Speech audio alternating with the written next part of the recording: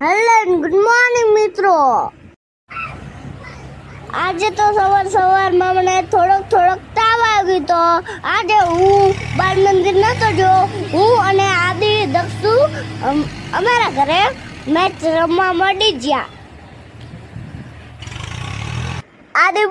આદિ બેટિંગ કરે છે અને દક્ષુ બોલિંગ કરે છે અને હું છું વિકેટ કીપર અને આદિ અમારી દીધી 6.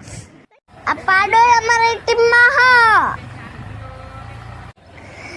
દક્ષુનો વારો આવી ગયો છે અને આદિ કરે છે બોલિંગ. દક્ષુ મારી દીધી 6.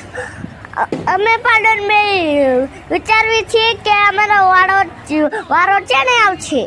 મારો વારો હવે આવશે. હવે જોશું બીજા ભાગમાં.